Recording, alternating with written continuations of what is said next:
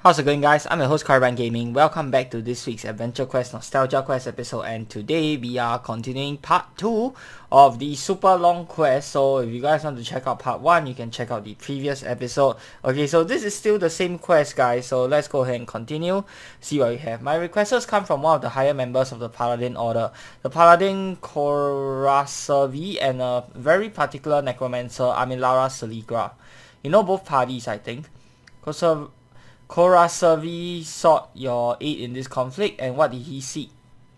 The same thing that Amilara Saliga did actually, which is actually why I've responded. The same thing. The protection of the people who have been seeking shelter here from being caught in the crossfire. Those who have gathered under the banner of one of the various lords and ladies who rule this region have their own protection. But those who have taken up shelter here can turn to neither Donovan nor Sinara, neither Constantine nor Safiria. Your comrades here, Cagliari, are the only true innocents in this conflict, and neither Commander Korasavi nor Amilara wishes to see you caught in the inevitable crossfire. Damn it, why are the names so freaking difficult to pronounce? Amilara, I can understand, but why would Korasavi involve himself in this way, especially knowing that it might be considered an act of treason by some within his order? I cannot begin to speculate on the motives of the man. I can only say that those motives are genuine. Perhaps Korasavi shares more with Commander Paladin than their station or strikingly familiar appearance. They do look quite similar. More interlopers, Grimvale. That shape may not be stopping us, but his presence has stirred the infestation. Okay, so more fighting. Doom Sheet. And we are using the Grimvale form armor, for those of you guys not aware. So this armor, basically you can't change out of it and you're stuck into it for the whole battle, which is fine because all we have to do as our build right now, the easiest way out is to just nuke down everything. It's not a bad armor by any means for sure, simply because you have 40% to all resistances, which is pretty good. Okay, but that is pretty much a given for any armor that they force you into. Otherwise, it's probably going to be a very difficult way to fight yourself out. Okay, so next, another Doom Sheep. So let's go Destruction Burst. Very nice.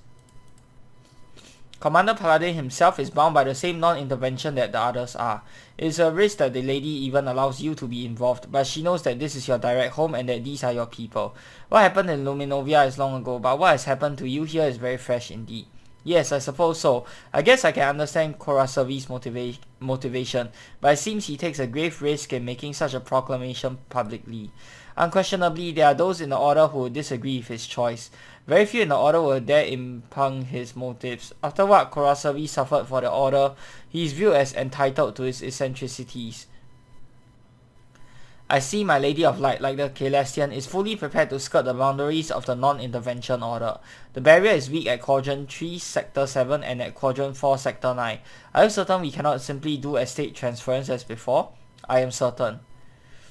Very certain, Lady Morimas. Given my own direct involvement in the Lorien Pantheon, transport of large numbers of Darkovian undead and random Darkovian creatures into Celestia for an unknown duration. It will raise questions I will be unable to answer. Many will consider it a direct violation of the far point, and learning that I did so with the sufferance of Loritia but not with her authorization will only increase those tensions. Why? I assume that the answer is because he fought beside many of you in Donovan's action. He even fought against many of you, which is bound to have a lasting impact on someone as introspective as Korasavi. No, I do not mean that. I mean, why are you doing this? Why are any of you involved? You have aided us before. And Cagliari, you know very well that war makes for strange friends. That is not an answer. You know something about this that you are not sharing. If that was so, Cagliari, how are you asking aid the situation in any manner, shape or form? In fact, how are you asking do anything, other than to draw unnecessary attention to the fact that... Hello, Gil. Hello, Fel, and why, if it isn't Cagliari Lux? Hello, my old friend. Just what is this? That Gilara is present can only mean that the Lady of Light is taking a firm and direct hand in these matters. Commander Paladin was excluded, and so instead she sends one of her most direct servitors, and given Gilara's status, he's one even more likely to be perceived as being her direct meddling in the affairs occurring here. Why would she do that?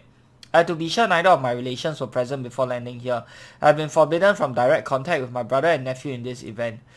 Nor can I aid directly nor offer assistance to either side of the warring parties. My attention is instead focused on the plight of my people and those of the undead. the plight of your people, the Brujado, and not merely the Necromancers, have been affected by this war, and in its aftermath, they stand to be affected even more surely. My purpose in regard to them is simple. I was the first Brujado communicant of the Lady since the fall. With the changing face of law, we expect others may soon follow my lead. I am to aid the passage of those who are of our kind who seek service under the Lady in Aloria. The changing face of law? Shakes head. Be silent, Gilara. We cannot. He is too involved. Besides, your brother is on the forefront this moment. They will learn. I see. Tell my brother and nephew that I miss them. It has been too long since either of them has visited Aloria. You really intend to keep what it is you know secret. You have said too. Ave said too. Ave said blah blah blah. Okay. But the Transmorphers are interfering with the replay. Deal with them.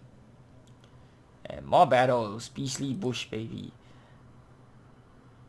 Gosh, really? I am super duper curious to know who the heck wrote this quest. Like, geez, it is so freaking long, whether in terms of dialogue or number of battles, like even longer than like most of the Mastercraft sets, and that's really saying something for like a regular storyline quest. This is insane. Thankfully, I don't think there are any like fantastic rewards locked behind this, so you don't have to worry too much about not being able to get whatever is behind this. Okay, so we'll go. I already forgot, but we'll go ahead and check it out again later. Oops, I should use energy instead for more damage. I don't have creation burst on hand because I forgot to switch out before I started the video, and no, I'm not going to redo everything just for the sake of that. Okay, so let's go explosive teleport booth. I mean, if they are planning to revamp this in the like the very far future, I don't know, maybe 2, 3, 5 years down the road, yeah, please consider splitting up this quest. Like, what in the world? It is so freaking long. I simply do not understand. You have said too much. Cagliari understands that they will be depending on him. That is the best we can do. Yes, I suppose so, Gilara. We must depart. Time to leave, Cagliari. Send my regards to everyone. Just what in the world is going on here? A fair question. Just what is going on? Why show me this? It formed the backdrop. It showed the willingness of the powers to flaunt the rules. And was here that Cagliari was attacked. He sought to aid some young undead, and the Paladin Sander captured him and beat him to near death, disassembling him and crushing his skull. Yet it was you, Grimville, who ultimately saved him, though you tried to profit from that, didn't you? I did. I tried to demand his cooperation in return for healing him. When he refused, I left him to his fate. Though I did toss his skull into the underbrush so that it would not be further harmed. What changed your mind? Why did you ultimately choose to save Cagliari Lux rather than leaving him to harm Grimville? You would like it to be some greater profit motive, no doubt. The debt Amilara Saligra might owe me, perhaps. It was nothing of that sort, Rutan. I saved Lux because I realized what letting him die would make me become. Would your father have acted in that fashion, Grimville? No, he would have killed Lux himself or enslaved him using his necromancy when he refused cooperation. So you acted in a manner quite different than your father did? Okay, typo there. Could it be that your father is the very thing you feared becoming? Yet here you are now, experimenting in very dangerous magics in order to restore your father's legacy. Do you suppose such inconsistency in your actions makes you deep, Grimville? It does not. It merely makes you erratic. Make no mistake, I know something about the subject, the very war that tears apart your people now. I am encouraging from the sidelines. I am no friend of the Brujado. If you seek the destruction of my people, then why in the world are you trying to aid me? What is your goal in this entropy? Why are you seeking to alter my cause? It is very simple, really. I desire to survive long enough to bring my plans to fruition. And your efforts are so dangerous that they could destroy us all. You openly admit to wishing my people harm, and that your efforts to stop me here are not for my benefit but for your own. And yet you expect me to trust a word you say? Not at all. I expect you to completely mistrust everything I say. And if you knew half of what I will bring, you would mistrust me even more. But I speak the truth, and the truth is shown by the mechanism the Lawmaster has in place. Your trust is not required. I merely require enough common sense on your part to realize that your own well-being is served by listening to me in this instance. Of course, if you prove to have little, I will resort to more potent methods to enforce my will here. Now you are threatening me. See, I knew you were a smart boy. Another is coming. I trust you can handle yourself, Grimville. Yeah, Grimville, the son of Shroud the Undying. Yes, I am.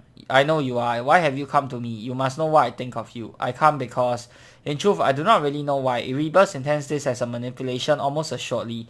He sent me and he told me to kill you if you would not hear me. That seems apt enough for the shade. He was recently here. Erebus was here, then why still send me? To manipulate you too, no doubt. What is it that you want to say? I've come because what you're attempting is very dangerous, and because I do not want you to be any more manipulated than I myself have been. Go on. You're willing to listen to me? This is turning out to be a very strange day. And I realize in retrospect I have no great love for my father anyway, rather only a desire to preserve what I cannot hold on to. Nonetheless, I will regain my necromancy, I assure you of that. Perhaps, but the means you wish to employ now are the height of folly. There are others who may aid you in a far less destructive cause, so you will hear me out. Just now, I think perhaps I'm willing to listen to anything. I won't promise I won't try to kill you the second you are done, but I will hear you out, Prince of the Slugware family. Speak then. Also tell me all you know of the Shade Erebus and of a man who calls himself Rutan. So what do you make of it, Korban? Manipulations on top of manipulations. My head is spinning. I can hardly tell who is manipulating whom. I can't help but feel that I'm being manipulated in all of this as well. A real possibility. So how do we proceed? Very cautiously. Have you informed Falarin of this? Not yet. As I said, he is still off work. Well, let him know. Something very wrong is going on. And phew. Guys, what the heck? That is the end of the super duper, very super extra duper long quest. And let's look at what we have. Blade of Dracab, level 150. Strike your foes with a powerful blast of darkness and leave them as unlucky as Dracab has been. Oh, looks like this can inflict unlucky. Based off the description, we don't really have a lot of stuff that inflicts that. So if you guys want to play some sort of unlucky inflicting build, you can get this weapon, I guess. But unlucky, I would say, is not such a good status in my opinion. Like, you have to stack up a whole ton of it for it to even be great. So yeah, I personally would not recommend this generally. And Wilhardo Necromancer Robes. So it's one of the few spellcaster armors that we have for mages. Okay, but we do have a much better and objectively better spellcaster darkness armor inside of Necromancer, and that won't ever be surpassed. So yeah, this thing can go straight to the bin. There's literally no reason to use this over the regular Necromancer robes, because this is a spellcasting armor, and the only one who's going to be using this are going to be mages, and as a mage, there's no reason not to use the Necromancer armor for your go-to darkness armor, okay? So yeah, there are absolutely no good rewards here, and you can skip this entire lengthy quest if you don't want to do it. Now, I kind of want to go on to the next quest, but at the same time, I think this might make the video a little long, and since we have a super lengthy quest for this episode and the previous one, I kind of want to end it here rather than continuing on the next one. So we'll start fresh on the next episode, and today's episode is just going to be a very short one. Hope you guys have enjoyed today's video. If you have, be sure to give this video a thumbs up, and of course, subscribe to this channel if you guys would like to see more of such future content. Till the next time, I'm your host, Korban Gaming. Peace out.